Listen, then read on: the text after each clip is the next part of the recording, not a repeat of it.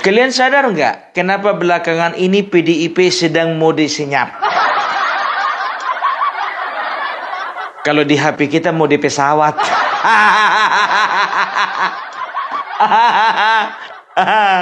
Oh, berarti mereka sedang dalam ketinggian, Pung. Makanya dibikin mode senyap. Emang handphone. Kalau handphone iya, mode pesawat, mode senyap. Nggak boleh ada panggilan masuk kan begitu kan. Tapi kalau ini ku tengok ya kan, modelnya Deddy Sitorus, modelnya siapa namanya itu si Adiana Pitupulu ya kan, udah nggak mau berkoar-koar lagi ya kan. Apa gara-gara komandannya di penjara, nggak tahu juga kita. Iya kan? Dan tahu nggak kalian, makin ke sini yang bersuara itu cuman kelas-kelas Guntur Romli. Guntur Romli mah nggak usah dipercaya, sedangkan partainya sendiri nggak percaya sama dia, makanya dia dipecat jadi juru bicara.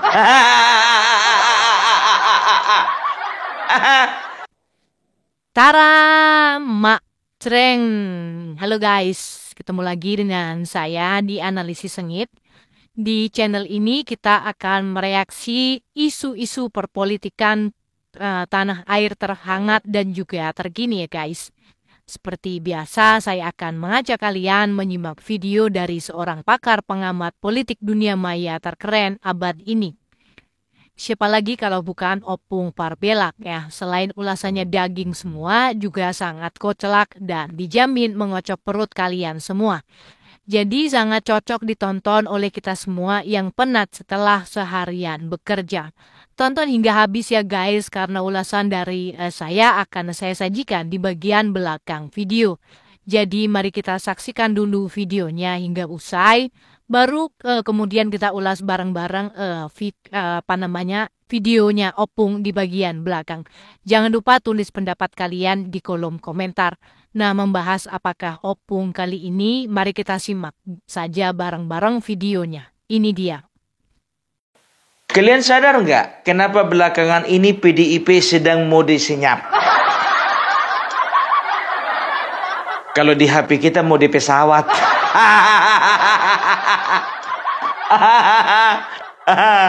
Oh, berarti mereka sedang dalam ketinggian, Pung. Makanya dibikin mode senyap. Emang handphone. Kalau handphone iya, mode pesawat, mode senyap. Nggak boleh ada panggilan masuk kan begitu kan. Tapi kalau ini ku tengok ya kan, modelnya Deddy Sitorus, modelnya siapa namanya itu si Adiana Pitupulu ya kan, udah nggak mau berkoar-koar lagi ya kan. Apa gara-gara komandannya di penjara, nggak tahu juga kita. Iya kan? Dan tahu nggak kalian, makin ke sini yang bersuara itu cuman kelas-kelas Guntur Romli. Guntur Romli mah nggak usah dipercaya, sedangkan partainya sendiri nggak percaya sama dia, makanya dia dipecat jadi juru bicara. Guntur Romli dipecat.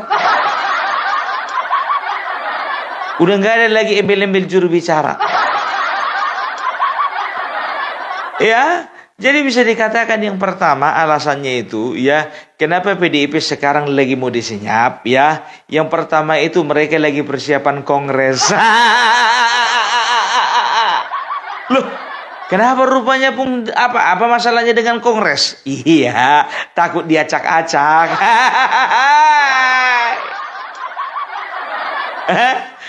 Sekarang teman-temanku yang di PDIP, jujur aja lo aku bilang ya, kalaupun ada yang mau ngacak-ngacak, itu bukan di luar partai, di dalam partai kalian sendiri.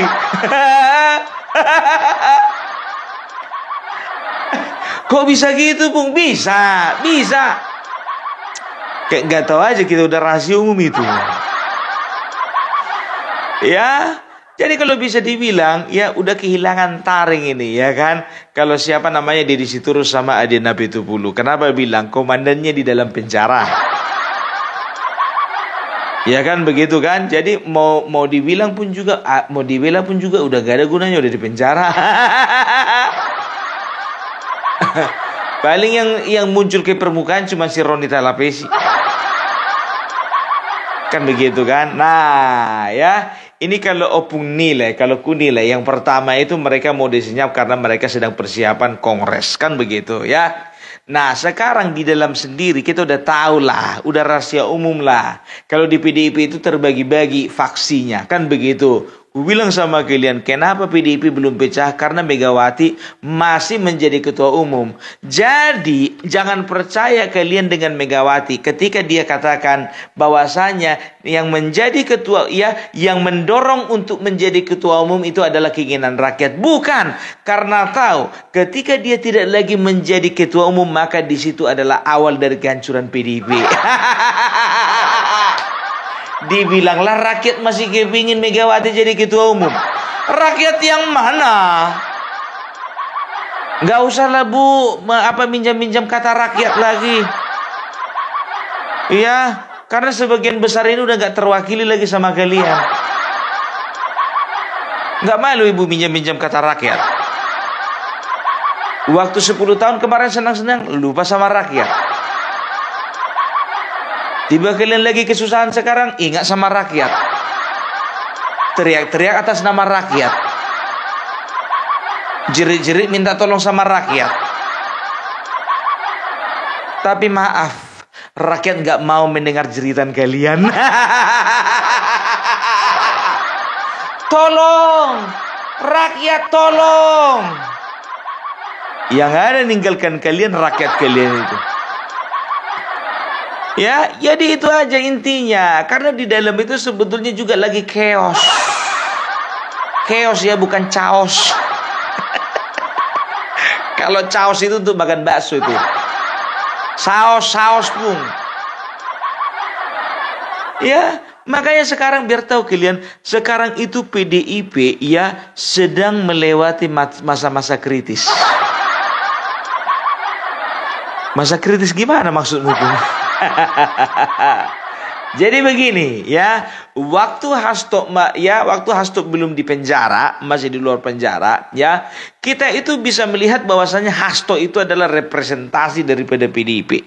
Hasto adalah PDIP dan PDIP adalah Hasto. Jadi jadi Megawati itu cuma sekedar bayangan saja, hanya bayang-bayang gitu loh. Walaupun ketua umum ya bisa dikatakan secara organisasi sekjen itu bisa sekaligus fungsinya sebagai ketua harian gitu loh ya.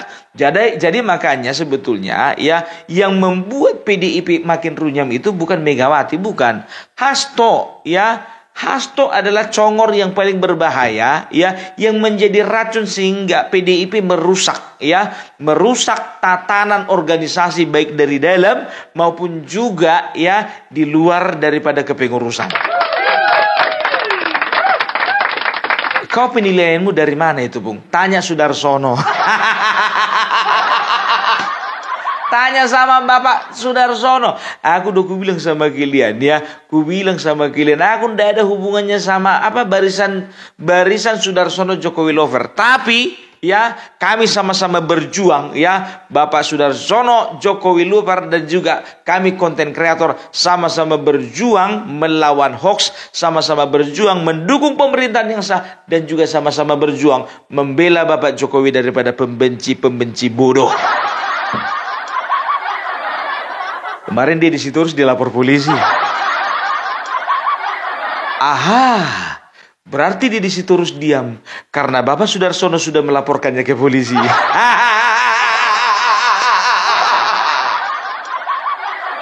Sepowerful itu kah BSJL? Jangan sanksikan kekuatan ketika rakyat bergerak bersama-sama. Biar ku bantu dari sini ya Pak di Sudarsono ya. Hidup BSJL. Hidup BSJL. Aku cuma sekedar membantu. Kenapa enggak? Ya kalau kita berjuang bersama dengan rakyat, bergerak bersama dengan rakyat, maka ya apa yang kita cita-citakan itu akan tercapai. Gitu. Dibayar berapa, Bung? Ku bilang sama kalian ya, ku bilang sama kalian, sampai sekarang pun juga Bapak Sudarsono nggak pernah transfer sama aku. Enak kali kalian ngomong dibayar berapa pun. Ngomong sama Bapak tentang Bapak Jokowi dibayar berapa pun. Bicara tentang TNI dibayar berapa pun. Jangan kalian dengarkan kata-kata si Ernest itu, yang mengatakan bahwasanya kami itu lagi menunggu-nunggu transferan.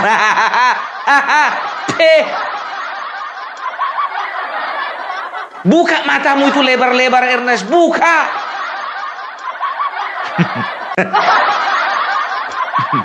Pakai apa kemarin ku bilang? Pakai korek api. Aduh, ya. Jadi PDIP sekarang lagi runyam ya. Komandan 2 ya, itu sedang di dalam penjara. Otomatis komunikasi mereka itu ya sudah sangat terbatas. Terbatas sekalipun.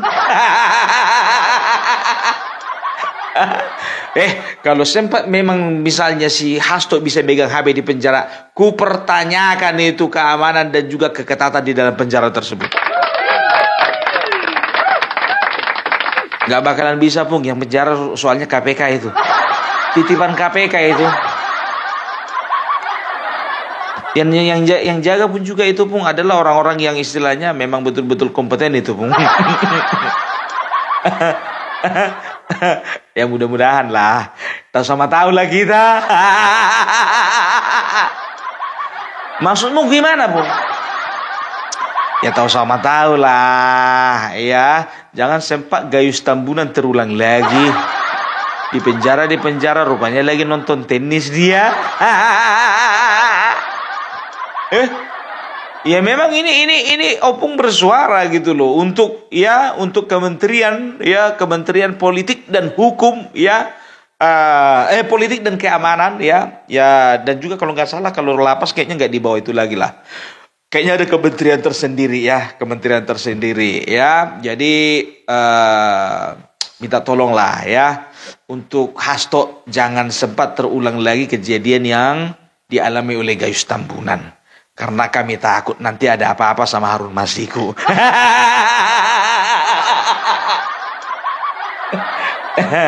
Tolong juga Harun Masiku ya, dimanapun kau berada, tolong keluar dulu kau sayang. Ya kalau kau masih hidup. Tapi kalau memang kau udah gak ada lagi di dunia ini, ya kami hanya mendoakan supaya dosa-dosamu diampuni yang Maha Kuasa. Sebelum misalnya kau dihabisi, misalnya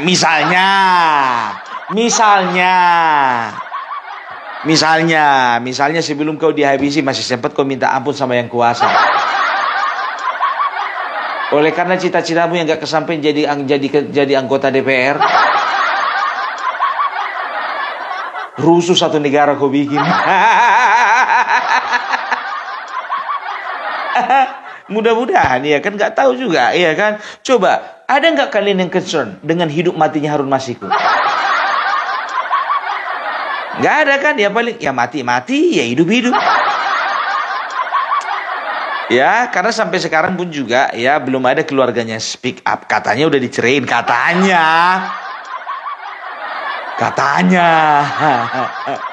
Mungkin itu sebagai alibi ya supaya nggak ditanya-tanya sama pihak yang berwajib. Jadi kalau ditanya, Bu, sebetulnya di mana keadaannya suami Bu? Loh, ini udah mantan loh Pak.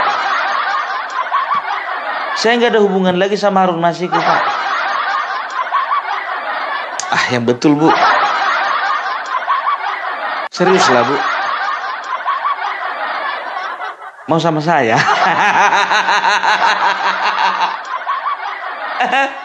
Ya sampai sekarang coba kejelasannya Harun Masiku sampai sekarang belum tahu kita. Ya kan, kalau aku sih kalau terserah ya. Kalau Mas Yudi Purnomo mengatakan bahwasanya insting dia Harun Masiku masih hidup. Kalau aku sih sebetulnya mau hidup mau enggak juga udah nggak peduli lagi aku. Udah masuk penjara si Hasto. Ya kalau aku sih kayaknya 50-50 lah. Mau hidup ya hidup, mau mati ya mati. Nggak ada aku tengok peri kemanusiaanmu pun. Ya kita kan harus memanusiakan yang manusia. Emang si Hasto manusia kalian pikir? Aku nanya, ya jawab kalau manusia bilang. Aku nanya. Nanya gitu loh, dengan mulutnya yang memfitnah, memframing, mengata-ngatai pemerintah, ya mengata-ngatai Bapak Jokowi, keluarganya. Apa itu manusia? Manusia itu diciptakan dengan akal dan pikiran. Akal dan pikirannya itu letaknya di sini, bukan di belakang bokong. Sebentar dulu, Pung, di belakang bokong maksudnya apa? Bokong itu udah bagian belakang paling bawah, Pung. Ya begini, di belakang bokong itu artinya isi kepalanya itu udah pindah di luar pantat gitu loh. Kalau di dalam pantat berarti masih anggota tubuh. Kalau di luar bokong berarti udah nggak termasuk lagi anggota tubuh. Ada-ada aja jawabanmu, Pung. Jorok kau, Pung. Inilah bahasa apa lagi? Yang apa? Aku cuma 2 tahu ya kan, kalau nggak bokong pantat. Apa bahasa paling sopan lagi dari bokong? Bagian pinggul agak bawah gitu.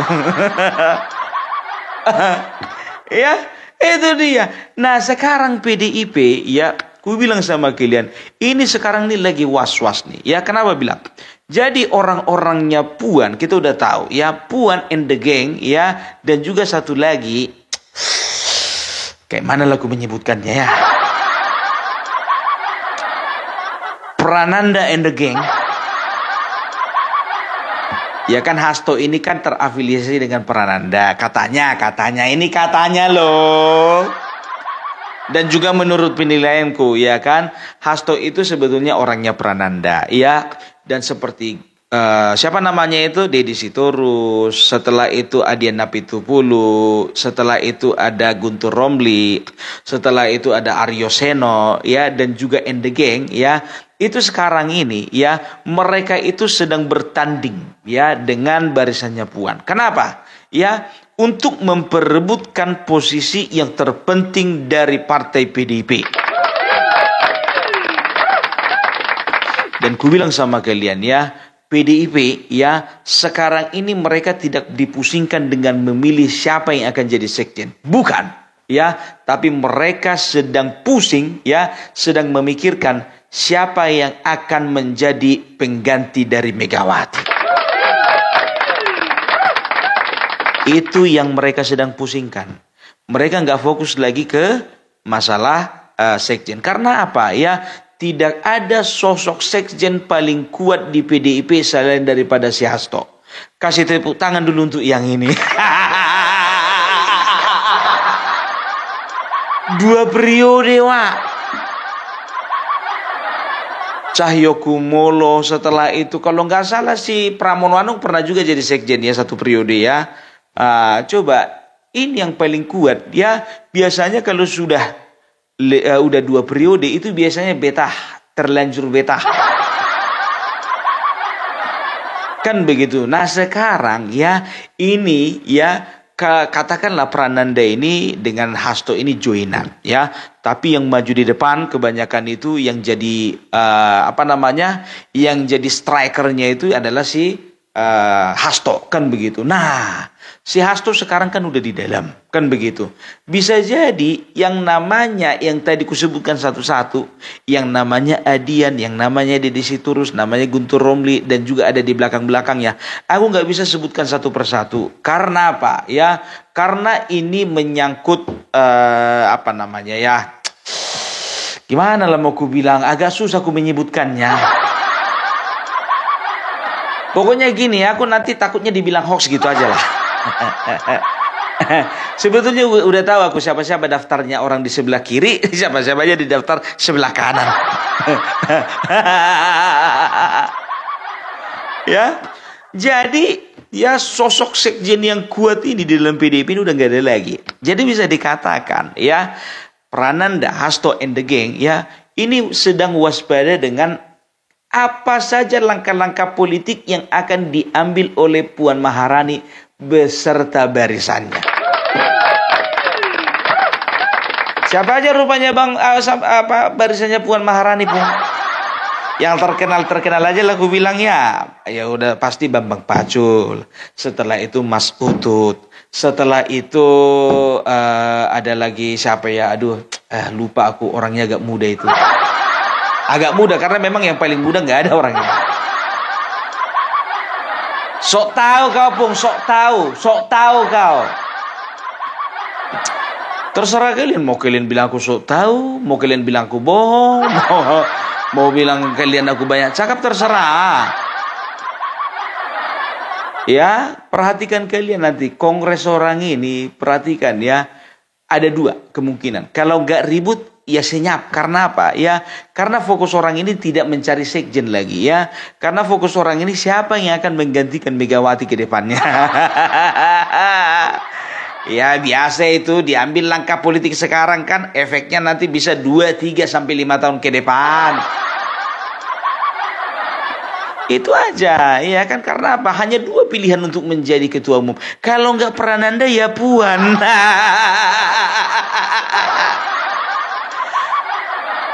Puan mau jadi sekjen atau Prananda jadi sekjen? Ku bilang sama kalian gak akan mungkin dua-duanya jadi sekjen. Nah, siapapun bisa jadi sekjen. Karena apa? Fokus utama bukan siapa yang jadi sekjen, tapi fokus utama siapa yang akan menggantikan ibu ketua umum. Nah, sekarang Puan Maharani ya, kalian pun juga jangan sempat tertipu. Jangan sempat tertipu ya. Memang nampaknya sekarang Puan Maharani ya kan baik, santun ya, bisa dikatakan ya dialah yang tetap menjaga silaturahmi dengan Bapak Joko Widodo. Tapi kalian bisa lihat kan, waktu PDIP masih baik-baik saja ya. Apakah Puan Maharani selalu di samping Bapak Jokowi? Puan Maharani lebih memilih dia itu berada di samping Megawati daripada Jokowi. Itu. Apa percaya kalian Puan Maharani akan lebih mendekatkan dirinya kepada Jokowi daripada mamanya sendiri? Aku nggak percaya. Jadi untuk kedepannya kalian perhatikan Puan Maharani ya, kalau dia bisa mendominasi PDIP ya, dia bisa meletakkan orang-orang pentingnya di dalam PDIP ya, dia akan berusaha bagaimana dia lebih lagi kooperatif dengan pemerintah. Tujuannya apa? Tujuannya yang pertama ya, dia supaya merebut kembali hati masyarakat, kan begitu ya. Yang kedua ya, mencari simpati daripada teman-teman di partai lainnya. Nah, kalau sempat Puan Maharani mendominasi, say goodbye lah sama yang namanya Deddy Sitorus. Tapi itu hebatnya partai kader. Kenapa bilang apapun yang terjadi aku tetap di dalam. Kalau Deddy Sitorus ya, Deddy Sitorus dan juga ada beberapa pengusaha di dalamnya, aku tidak terlalu yakin dengan loyalitas orang ini. Karena apa? Mau dibuang, dicampakkan keluar, mau resign daripada partai, ya kan? Mereka ini pengusaha. Tapi kalau kayak Adiana Pitupulu ya, yang bisa dikatakan dia full kehidupannya itu memang betul-betul untuk partai ya. Ketika partainya ya udah, mau bilang apa lagi, mau pindah partai pun juga percuma. Ya tua-tua kayak Vandana Beben lah. Aduh. Makanya aku bilang kalau untuk partai PDIP ya, yakin aku, ingat ya, caleg-caleg yang potensial, pengurus-pengurus yang potensial, kader-kader yang potensial, sebentar lagi akan berbondong-bondong keluar dari PDIP. Bikin hoax kau Pung. Aku ndak lagi bikin hoax ya. Ini prediksiku gitu, gambaranku. Karena apa? Apalagi ini Bapak Joko Widodo ya sedang sedang meramu ya, apa yang akan dilakukannya kalau memang betul-betul dia menciptakan sebuah partai super TBK.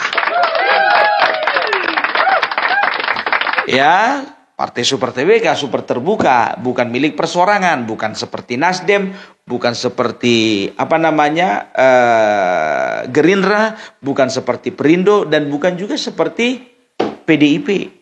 PDIP katanya memang partai demokrasi, bukan partai persorangan katanya. Tapi secara kita lihat ya kan, secara teknisnya ya, Megawati itu pasti akan menurunkan kepengurusannya itu kepada anaknya gitu ya. Dan juga ini bisa dipandang sebagai satu langkah yang negatif bagi para kader-kader potensial ya. Karena apa? Karena mereka biasalah ya, yang namanya seorang politisi itu pragmatis rata-rata. Dia itu akan memanfaatkan situasi dengan sebaik-baiknya, dan dia akan mengambil kesempatan dengan sebaik-baiknya. Apalagi seorang pebisnis, Wak. Kalau nggak pebisnis, contohnya kader asli murni cuman dari partai dia hidup, contohnya oke. Tapi yang kader ini kan banyak juga pebisnis, ya kan begitu. Kalau misalnya ada loyalitas, nggak mungkin Surya Paloh keluar dari Golkar bikin Nasdem. Ya kan, nggak mungkin juga Bapak Wiranto keluar dari Golkar bikin Hanura. Kalau udah ada duit, kenapa enggak? Dan mereka ini pilihannya, mereka akan mencari partai yang berpeluang untuk mengangkat nama mereka.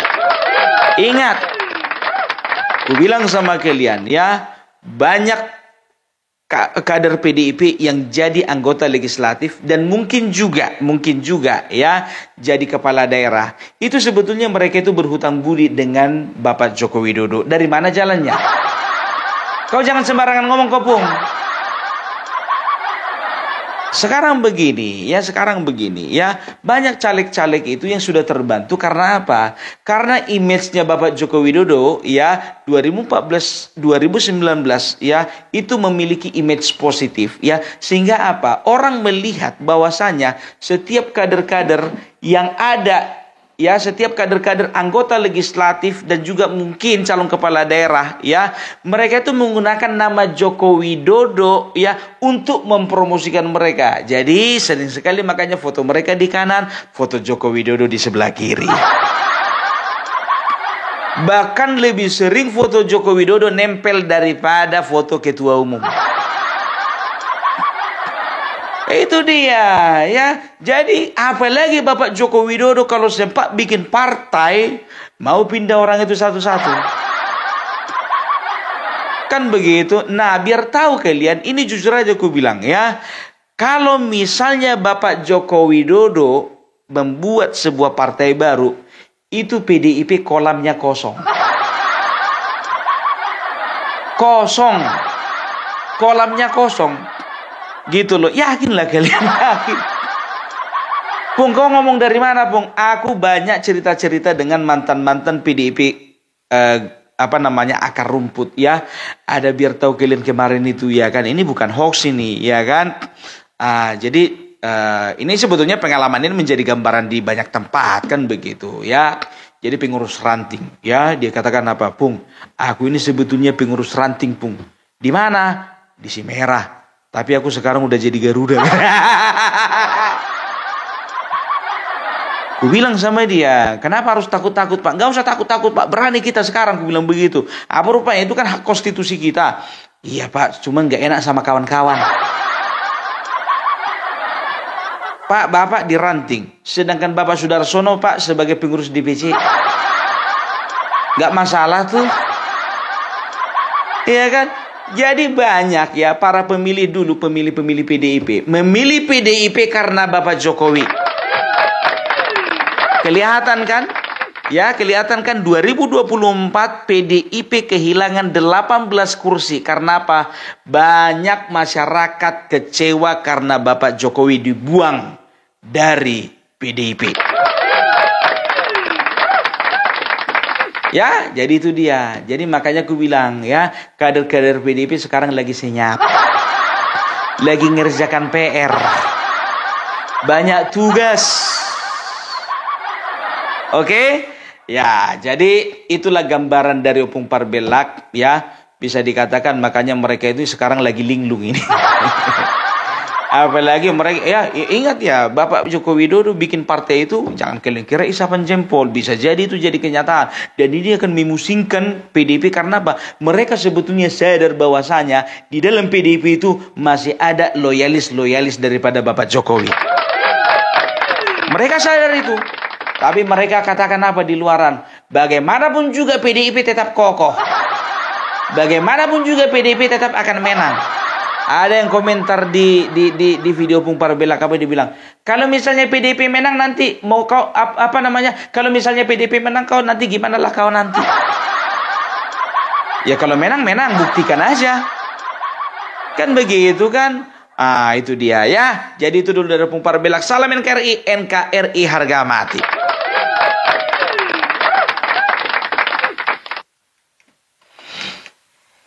Oke guys, sudah kita simak bersama ulasan dari Opung Parbelak. Seperti biasa, selain ulasannya sangat detail dan juga mendalam, juga sangat kocak ya. Selalu mengocok perut kita semua. Jadi walaupun berlama-lama kita menyaksikannya, kita tidak akan pernah merasa bosan-bosan ya. Dari awal sampai akhir isinya daging semua. Jarang loh yang isinya daging semua macam kayak gini guys ya kan. Dijamin plok plok plok plok. Hahaha. Oke guys, dalam video yang barusan kita saksikan, Opung Parbelak mengulas tentang dinamika internal PDI yang katanya sedang diacak-acak dari dalam. Sebuah isu yang panas, tajam, dan cukup mengejutkan ya, mengingat selama ini PDI dikenal sebagai partai yang solid dengan kepemimpinan yang cukup sentralistik. Opung membuka ulasan dengan gaya khasnya ya, santai tapi bernas seperti orang tua bijak yang membagikan pengalaman hidup sambil ngopi di beranda rumahnya. Ia menyebut ya bahwa PDI sedang dalam situasi senyap dalam tanda kutip pasca pemilu 2024 kemarin. Dan ini bukan senyap biasa, ini adalah senyap yang penuh makna. Dalam teori komunikasi politik dikenal istilah strategic silence ya, atau kesunyian strategis ya. Kadang diam adalah bentuk komunikasi paling kuat, tapi dalam konteks ini Opung mencurigai bahwa diamnya PDI bukan karena strategi, melainkan karena ada badai yang sedang terjadi di dapur sendiri. Hahaha. Analogi yang digunakan Opung sangat mengena guys ya, seperti rumah tangga yang tiba-tiba tidak lagi terdengar suara gelak tawa dari dalam ya. Biasanya rame, sekarang kok sepi. Nah, kata Opung, itu biasanya pertanda bahwa ada yang tidak beres. Dalam budaya kita ada peribahasa air tenang menghanyutkan. Nah, justru ketika PDI terlihat tenang bisa jadi di dalamnya sedang terjadi gejolak besar ya. Opung juga membahas soal hubungan internal antara Puan Maharani dan Ganjar Pranowo. Katanya ada perang dingin. Perang dingin yang membuat dinamika internal partai menjadi kompleks. Dalam dunia politik kita mengenal prinsip elit konflik teori ya, atau teori konflik antar elit lah begitu ya. yakni ketika konflik antar elit dalam suatu institusi justru yang paling menentukan arah masa depan institusi itu ya. Menurut Opung, Puan dianggap mewakili garis ideologis partai, sementara Ganjar mewakili harapan massa. Dua kutub ini ketika tidak dikelola bisa berbahaya.